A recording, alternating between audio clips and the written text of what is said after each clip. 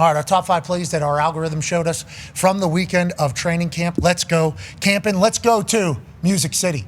Let's go to Nashville, Tennessee. Let's go to the number 1 overall pick, Cam Ward. Remember, the general manager said, hey, you don't pass on a generational talent. Cam Ward, drafted to the Tennessee Titans. Roll left, crossbody, throwback, perfect dot to Calvin Ridley. This is what Calvin Ridley had to say after practice about Cam Ward joining the Tennessee Titans. Man, when we picked him, man, I would, bro. Yeah. It feels different around here. You know, it feels, in the building, it feels like just really because of him. That first pick, when we got him and it was him, man, it just feels crazy, honestly. It feels good, that we got a good quarterback.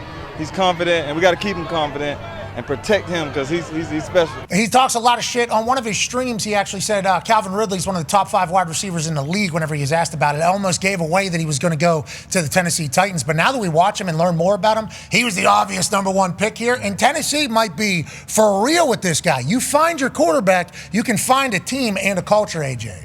Well, think of all the hope we have, like or Tennessee people have, just from seeing Cam Ward in camp for a week. And like I understand, like the big throws that he makes, that is impressive. But I'm honestly more impressed by how he carries himself and the stories from his coach talking about how confident he is, how well his recall is on the play calling as he's talking trash to the defenders, and he's getting the play call in his ear and he's able to get it out perfectly. Like, honestly, that is almost more impressive to me than his arm strength. Head coach Callahan said, it's the first time I've ever experienced it. I'm actually listening to him talk shit to somebody while giving him the play call. Yep. And then I ask him if I need to repeat it, and he says, no, you're good, man. I'm good. We keep it moving. And the way Calvin Ridley's talking feels like the same way the University of Miami started talking whenever he showed up there. He is a magnetic force, it feels like, D-Boy. Yeah, you get a quarterback, you got a chance. And I remember all the videos with him and Shador kind of training during their off seasons, even going into their last college years and all this shit that he's talked, the confidence that he has, how the bravado he carries himself with, and then he backs it up with the play. A guy like Calvin Ridley, when you are a wide receiver, we're all dependent on the other guys around us, but wide receiver is the most dependent position, I believe, out there. And then Callahan, he has the O-line pedigree. So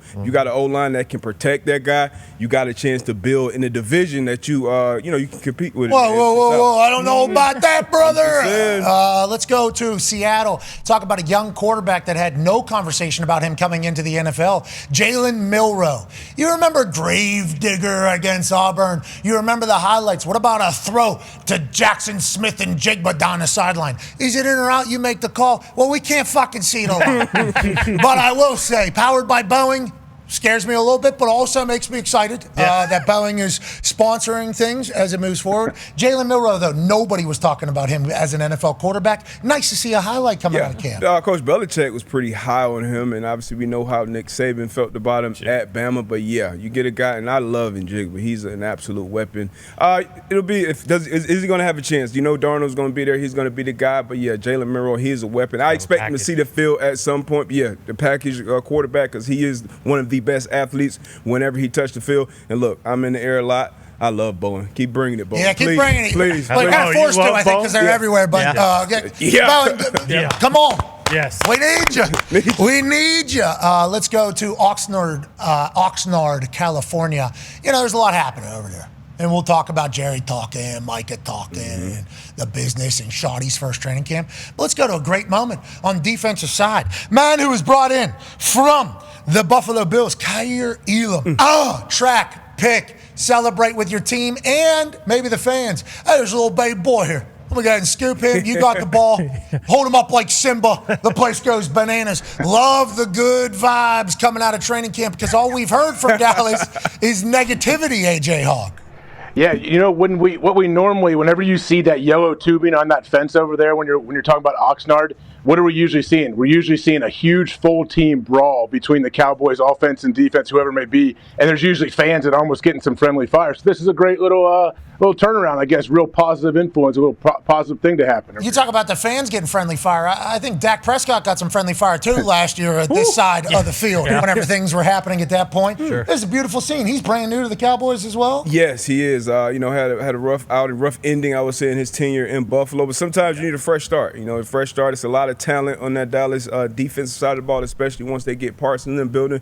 So you heard he was a high first-round pick, so he has the talent. Hopefully this is a system that he can get out there and make plays. But I love making plays like that in that moment for that kid, for that family. You know, you'll be able to remember that forever. Yeah, it's beautiful. Everybody rallying around it, too. Looks like the boys' vibes are high, even though there's drama everywhere else. You know, Bubba was in old England, going driver off the deck. Yeah, sure. Let's go to New England with Drake with a big deck. He has a big deck, big yard. Yep, you bet. Big ball here to Pop Douglas. Boston Connor got all excited watching this. How come, pal? Yeah, I mean, look, it's PMS overreaction Monday. There's a reason that New England Patriots fans and fans of other teams that haven't been so good are so excited right now.